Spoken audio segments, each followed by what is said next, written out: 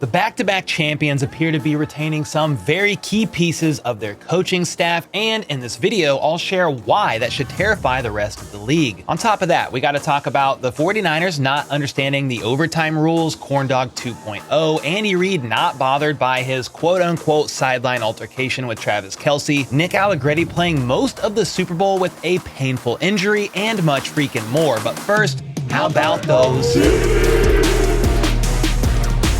First up, in honor of the Chiefs winning the big game once again, I've got some back-to-back champ shirts out on the merch store if anyone is interested in a way to boast in yet another Super Bowl victory while also supporting the channel. But enough about that, because did you guys know that Super Bowl 58 was the most viewed, most watched telecast in history? Super Bowl 58 reportedly averaged 123.4 million viewers with a total of 202.4 million, and that is a 10% increase from last year's Super Bowl, which is pretty wild. And after the Super Bowl win, Mecole Hardman appeared on Jimmy Kimmel Live and spoke about the moment he caught the game-winning touchdown, saying he only remembers up until the very moment he caught the ball. When I caught the football, literally, after I caught it, don't remember nothing else. Hardman then goes on to share more details about the play, and it's basically a dressed-up version of Corndog, the play they used to score 2 touchdowns in Super Bowl 57. You brought Corndog back for an encore. We put a little mustard and a little ketchup on it, and good things happened. We call it Tom and Jerry. Are you Tom or Jerry? See, Pat didn't never tell me which one he was. I might be Jerry. You might be Jerry.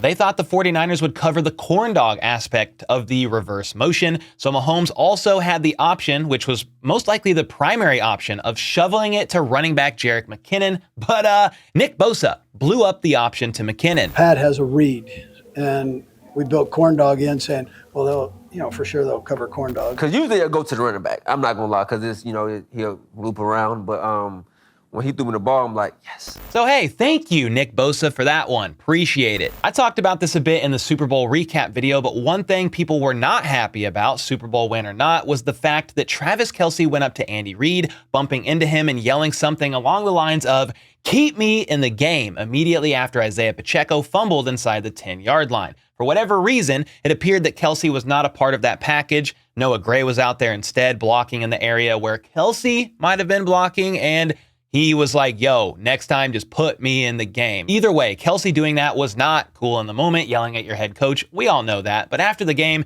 Andy Reid not only mentioned that Kelce came back up to him a few minutes later and apologized for doing that, but he honestly, talking about Big Red, didn't seem bothered by it one bit. He caught me off balance. I wasn't watching. Cheap shot, but that's all right. He did good. He bumps into me.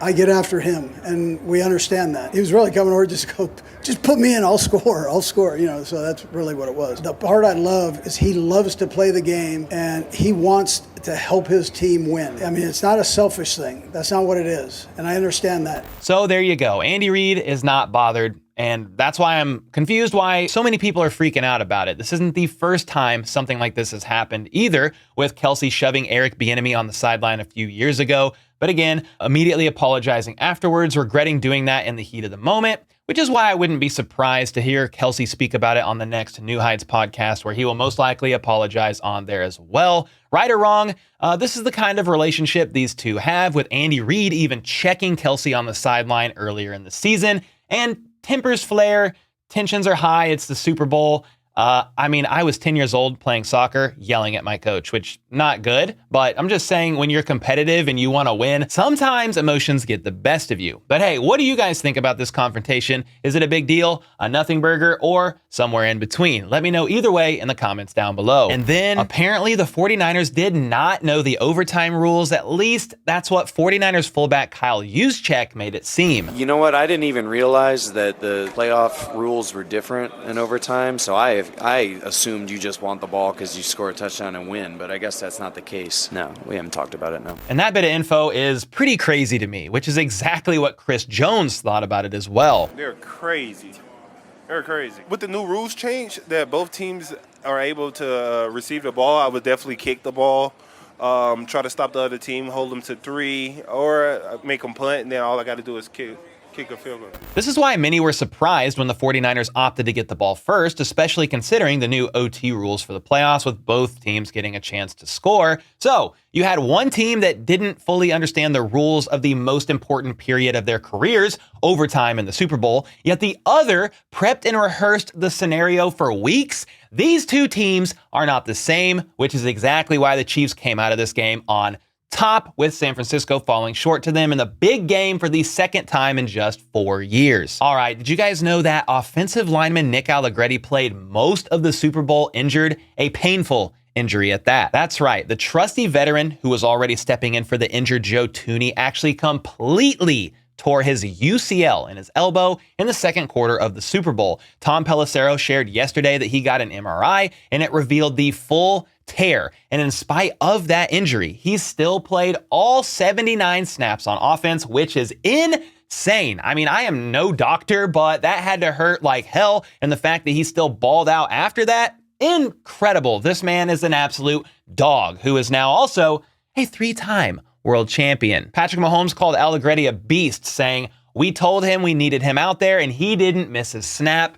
Flex emojis. And as we all know from the trauma that was Super Bowl 55, and I try not to ever talk about, but O-line depth is extremely important, which is why, if possible, KC should highly consider bringing Allegretti back. Someone the Chiefs are bringing back for sure is defensive tackle Isaiah Buggs. As it was announced this week, Kansas City recently signed him to a futures deal. So that's a nice guy to have around competing for the interior of the defensive line, considering he's now only the second defensive tackle, I believe, under contract with the team for 2024, other than Neil Farrell, the guy they traded for earlier this season from the Raiders. Buggs was signed to the Chiefs practice squad roughly 5 or 6 weeks ago after the Lions surprisingly released him, and looks like the Chiefs are wanting him back. The former 6th-round pick of the 2019 draft by the Steelers really found his footing after signing with the Lions in 2022, playing in every game and racking up 46 tackles, a forced fumble, and a couple of passes batted down. He then signed a 2-year, $6 million extension with the team in 2023, which is why it was so surprising he was released at the end of the season. But hey, we will take the 6'3", 335-pound run-stuffing monster, so thank you, Detroit. And then the Chiefs just got a huge coaching update that should honestly terrify the rest of the league for the 2024 season. Adam Schefter recently spoke on the Pat McAfee show about the Chiefs, saying that they are keeping both their coordinators, Steve Spagnuolo and Matt Nagy, intact for the 2024 season from what he understands. And that is on top of the news that Andy Reid himself said he is not retiring and he is returning. So not only do the Chiefs have the best head coach in the game returning, but their main pieces and the OC and DC are staying, which helps with continuity. A lot of good things about that. You can say what you want about Matt Nagy as OC, but Andy Reid honestly just runs the offensive ship regardless of whoever is in the OC role, and they just won a Super Bowl, so I doubt Nagy is going anywhere. But I'm extremely grateful to hear that Steve Spagnuolo will be staying as well. He's arguably the best defensive coordinator in the entire NFL, being the first offensive or defensive coordinator in NFL history to win 4 Super Bowls, and he obviously played a pivotal role in the Chiefs' success this past year. He had one of the youngest defenses in the entire league and one of the best. They were the number 2 scoring defense through the regular season, and through their postseason run, they faced off against the number 2, number 3, number 4, and number 6 scoring offenses, and these teams averaged a combined 28.25 points per game in the regular season. Well, KC's defense allowed an average of just 15.75 points per game in their playoff run, roughly half of what the opponents normally scored, which means Spags is the freaking GOAT. He's so good at his job that some think it's past time he gets another shot at being a head coach. He went 10-38 with the Rams as their head coach from 2009 to 2011, which was not good, but the current Rams chief operating officer, Kevin DeMoff, said the team and organization Spags inherited in St. Louis was a mess and noted that nobody could have had success with that team.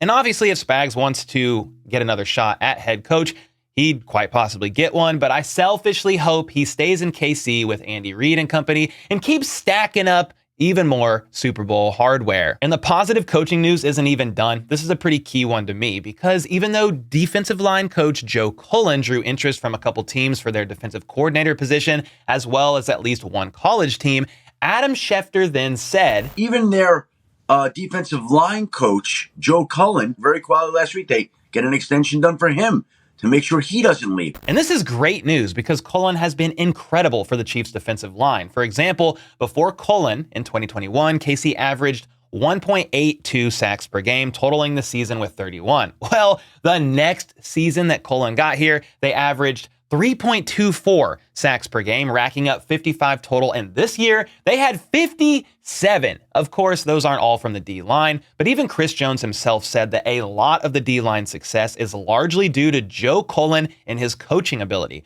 And while I don't currently know how many of the other coaches are staying or going, the fact that Andy Reid, the GOAT, is not retiring, Spags, the GOAT, is back, Nagy's back, Cullen is back. Then there's also the most likely return of defensive backs coach Dave Merritt, one of the best in the game, special teams coordinator Dave Tobe, as well as offensive line coach Andy Heck. This is incredible news, guys. With them all returning, the Chiefs maintain continuity, which will only help contribute to their continued success. And that is why the rest of the league should be terrified. I mean, think about this. When the Eagles lost in Super Bowl 57, they lost both their OC and their DC, and they were not the same. So this should excite all of Chiefs Kingdom like it excites me. And that's all for now because I recorded this in the morning, 8 in the morning, and I'm off to the freaking Super Bowl parade. I'll make sure to share my experience with you all in another video here very soon. And until next time, let's go. Let's freaking go. How about those?